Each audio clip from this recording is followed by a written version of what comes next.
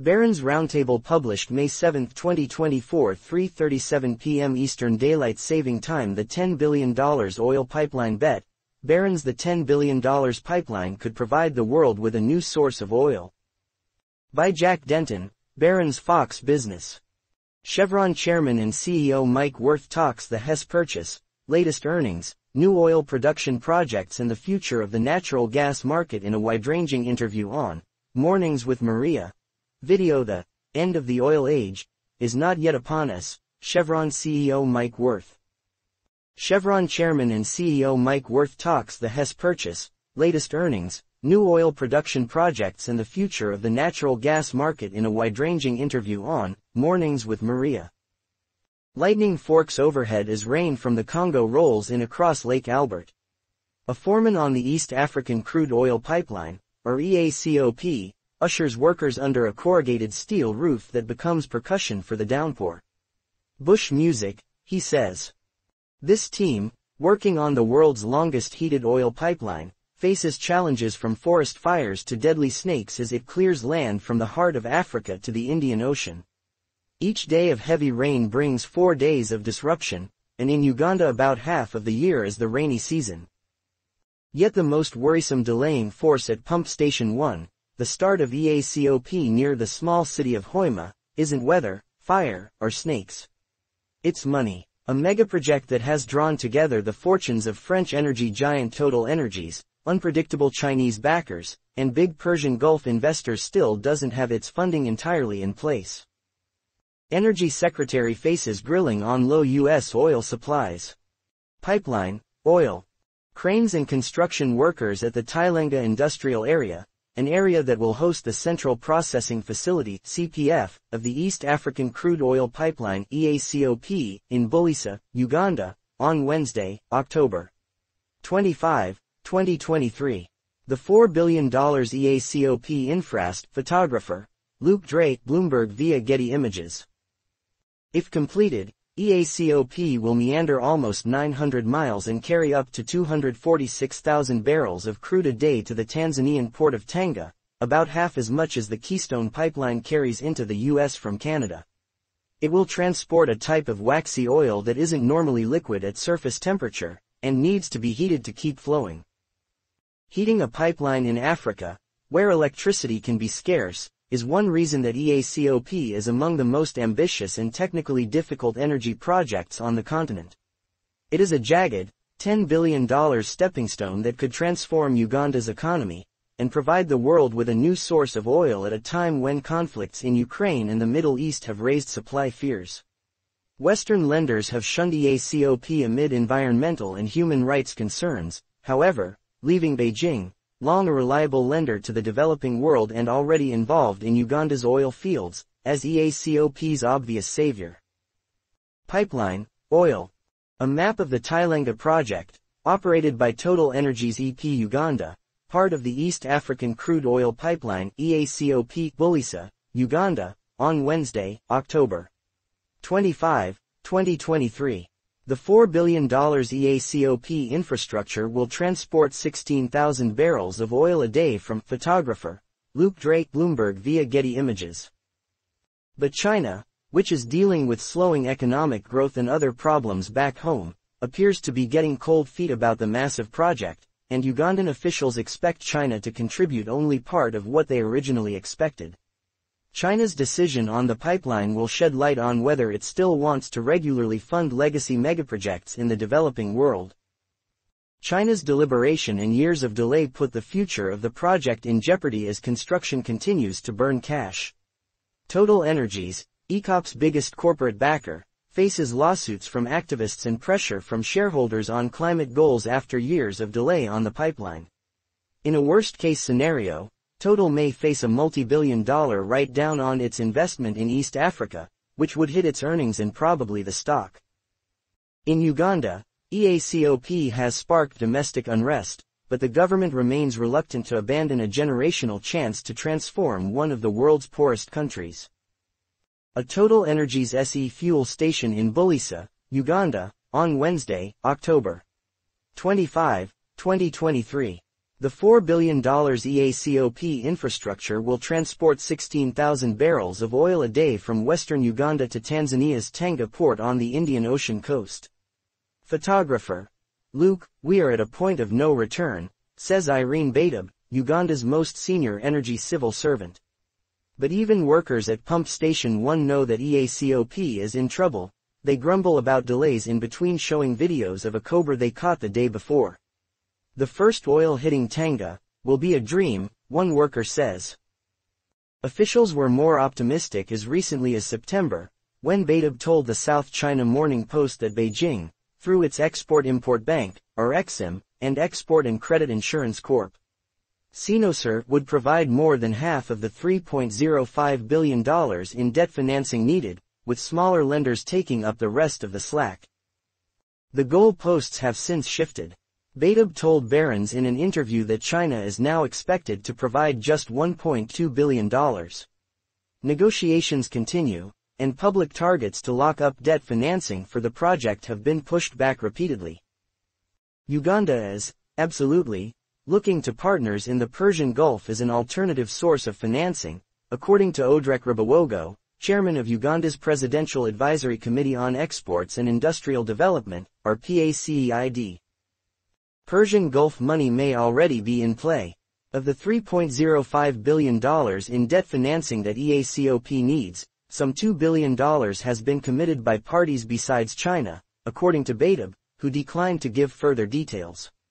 Other confirmed lenders to the project are the African Export-Import Bank and the Saudi-based Islamic Development Bank, which have disclosed loans of $200 million and $100 million, respectively. AI needs a lot of electricity, oil will help.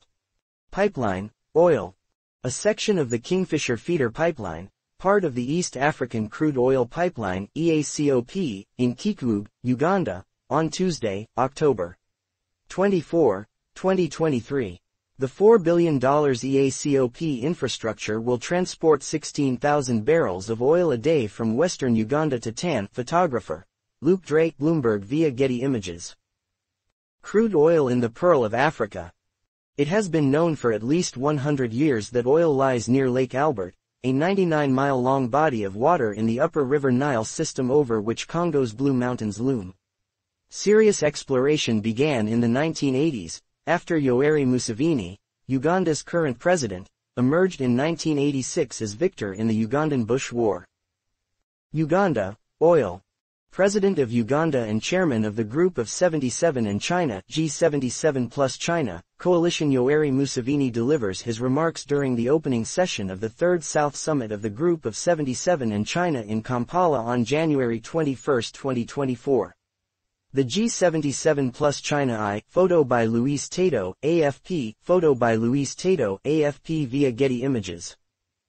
Tullow Oil led much of the exploration that created Uganda's nascent petroleum industry, discovering about 1.4 billion barrels of recoverable oil around Lake Albert.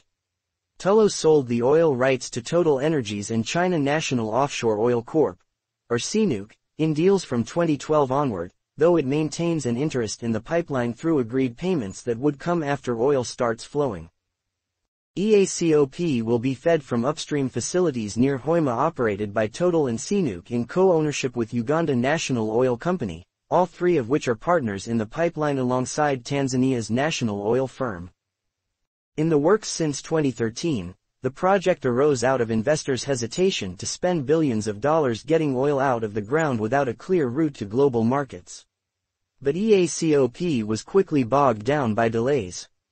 First oil was initially projected for 2017, but even the most ambitious estimates suggest that crude won't start flowing until 2025. Placeholder. Things may have been different had EACOP plowed ahead earlier, when Beijing's lending to Africa was peaking and China was emerging as the world's largest marginal consumer of energy. In 2024, what once looked like a French bet on selling crude to the Chinese has yet to find an off-taker, or agreed buyer of oil, though negotiations are continuing, says Badab. While environmental, social, and governance factors are now at the heart of financing decisions, a decade ago they weren't a big consideration. EACOP and its feeder oil fields will touch critical sources of freshwater in Africa, including the Nile, a river relied on by some 300 million people from Uganda to Egypt. Pipes will also skirt the shores of Lake Victoria, one of the world's largest lakes. We have to protect these resources, says Dickens Kamugisha, the executive director of the Africa Institute for Energy Governance, one of the main local organizations leading activism against EACOP. Placeholder. The scale of the pipeline required land appropriation. The project has already devastated thousands of people's livelihoods, says Mirdo Tilianaki, a senior advocate for Human Rights Watch, adding that activists face harassment and arbitrary arrests. EACOP, Total, and the Ugandan government dispute this. Officials describe mitigation measures to protect biodiversity, a land acquisition process that was transparent and fair, and respect for civil society. They add that while land belonging to thousands of people in Uganda and Tanzania has been impacted, less than 1,000 people have been physically displaced, and of those the vast majority opted for replacement houses provided by EACOP. There is what we call an oil spill contingency plan, says Bashir Hongi, chief spokesperson for the Uganda Wildlife Authority. NGOs, they don't want oil and gas activities, and I think that is unacceptable. Placeholder un gros risque. The long road between the capital of Kampala and the boomtown of Hoima is dotted with Total Energies gas stations, where Longhorn Ankole cattle cross paths with riders of motorcycle taxis. Total has the most to gain or lose from EACOP as the majority shareholder in the pipeline, with a 62% stake and 57% of the upstream activities. Total values its investments linked to EACOP in both Uganda and Tanzania at $10 billion, the company confirmed to Barron's. Total President Patrick Pouyanné, Chairman and CEO of Total, speaks at the panel discussion during the Abu Dhabi International Petroleum Exhibition and Conference held at ADNEC Exhibition Center on October 2, 2023. Photo by Ryan Lim, AFP, photo by Ryan Lim, AFP via Getty Images. The oil fields in Uganda represent a very important project, said Total's chairman and CEO Patrick Pouyanné during an earnings call in February. The company is a key partner to Uganda, providing most of the $2 billion in equity financing that has bankrolled EACOP so far, and is now mostly spent. Placeholder. If debt financing isn't secured soon, work will grind to a halt or EACOP will need to raise more equity. The Ugandan government is in talks with Total about contributing more equity to the project, says Baitab, a civil servant who must face balancing the long-term goal of finishing EACOP with more pressing matters. Excusing her lateness to an interview, she said the source of the delay was a crisis at the capital's main power plant, where a failure threatened to plunge Kampala into darkness. Total didn't comment on the prospect of committing more equity financing to EACOP. Wall Street, for its part, seems confident that EACOP will be pulled off, but analysts are aware of the risks to Total. Placeholder TTE. TOTALENERGIESSE 72.15. Plus 0.21 plus 0.29%. The Tailenga project, which includes the development of 6 oil fields in the Lake Albert region, is key for the company to reach its 2% to 3% production growth targets by 2026, says Ahmed Ben Salem, an oil and gas analyst at European financial services firm Oddo BHF, who doesn't rule out further delays to EACOP. This project is going to happen eventually, simply because it's in all parties' economic interest, says John Gerds, who runs a boutique energy research firm. But if Tailenga were to be eliminated from Total's business plan, it would have a negative economic implication of about $3 a share, Gerds estimates. Total has previously told analysts that its Uganda project would generate cash flow from operations of $800 million a year with oil at $50 a barrel, according to Jason Gableman, an energy analyst at TD Cowen, which is the amount of cash flow at risk if the project were cancelled. Placeholder. At some point, though, Total might have enough and walk away, given the issues as well as outside pressure from environmental groups on this specific project, says Alan Good, an oil and gas analyst at Morningstar. Despite having the backing of one of the world's biggest energy companies, more than 25 banks have rejected the opportunity to finance EACOP, according to Stop EACOP, an activist organization applying pressure against the pipeline's backers. It's virtually unprecedented, says Ryan Brightwell, a director at Bank Track, an organization that tracks and lobbies banks over the activities they finance. Placeholder. EACOP project is actively progressing discussions with various lenders, Total said in a statement. Bank Track is lobbying Chinese lenders and potential insurers of the pipeline, which has yet to secure sufficient insurance. Brightwell is hopeful that Chinese banks may still feel pressured by new rules from Beijing calling for foreign investments to follow global environmental standards. The risk to Total doesn't stop at funding EACOP. Total is in the midst of a second legal challenge mounted in Paris by activists who allege that the company broke duty of vigilance laws. Placeholder.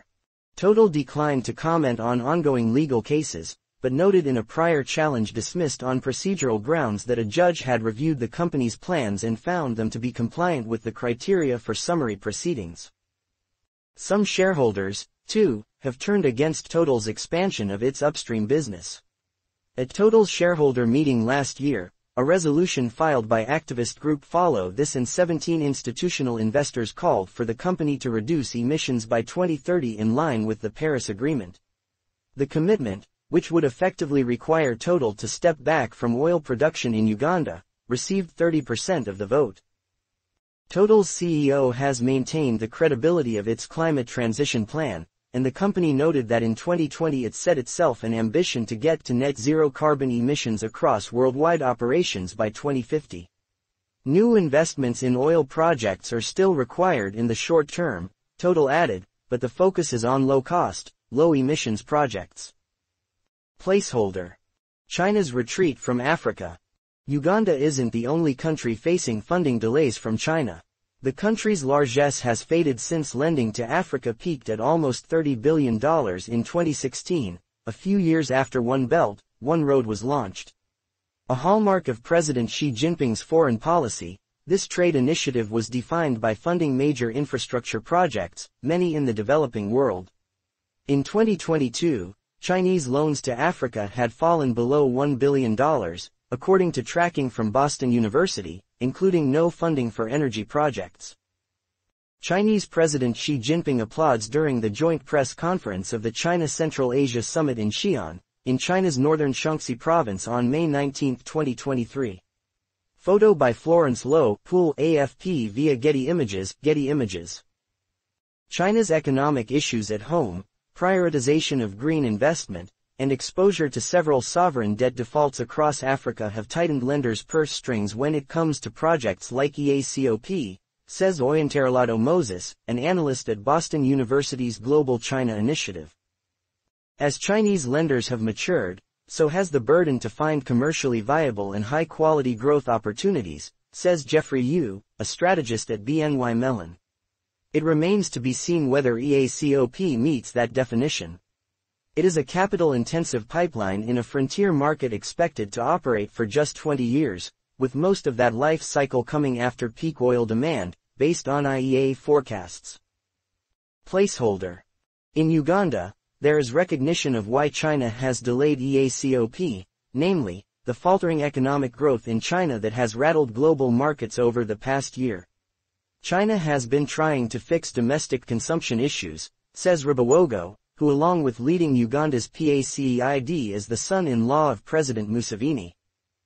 China also is exhibiting heightened caution, perhaps understandable after its lenders got caught up in distressed debt quagmires from Angola to Zambia. A sticking point since 2021 is Beijing's demand that loans to Uganda flow through a Chinese escrow account, which would position Chinese lenders as preferential creditors in the case of default, says Henry Musasizi, Uganda's Minister of State for Finance, Planning, and Economic Development. A growth slowdown and reduced risk appetite have led China to retrench financing activities across sub-Saharan Africa, the IMF detailed in October, which is likely to negatively affect African trading partners over the medium term. Placeholder. The Chinese have learned that development lending is quite easy, but it's very risky, and it's quite hard to collect. It may be what you're seeing in EACOP, says Michael Pettis, a professor of finance at Peking University in Beijing. Beyond Hoima. Pump Station 1 is near other construction sites, for Uganda's second international airport and a refinery project linked to EACOP. An hour's drive east lies Hoima, a city whose future may rest with Beijing but lacks evidence of China's footprint beyond a faded billboard on a roundabout with Chinese lettering. There are no Chinese people living in Hoima, according to Badru Mugabe, the resident city commissioner for Hoima, who said there was one Chinese-owned restaurant here that closed down. With or without the financing and the pipeline, we will be producing and refining oil for the African Great Lakes region, he says. Is this about impressing Total or CNOOC, or taking advantage of our resources? Placeholder. Uganda needs the dollars that a flowing pipeline will provide. Its government debt in 2024 will approach 50% of gross domestic product, according to International Monetary Fund estimates, the result of spending ramping up since Tullow farmed off oil rights to Total and CNOOC. In 2012, a year before those deals, government debt stood at less than 20% of GDP.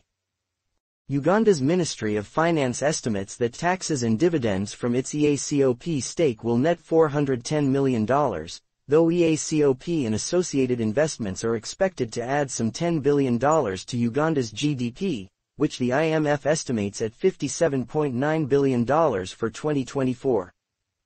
But EACOP represents far more to Rubawogo. The advisor to President Museveni delayed his interview with Barron'S for hours as he darted among meeting rooms in Kampala's luxurious Sheraton hotel.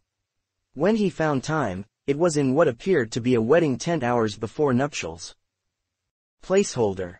Uganda hopes to build a railroad, improve roads, develop its mining sector, including in critical minerals, and even nurture a nascent tech industry. We were asked to do the pipeline because that was the only way we could get investment, says Rubawogo. It's a bridge to be able to exploit the rest. Ugandan officials remain assured that EACOP's financing will come through, and there has been some progress on the Chinese front. Uganda's energy minister was invited to China to hash out financing in April, with President Museveni's office declaring that President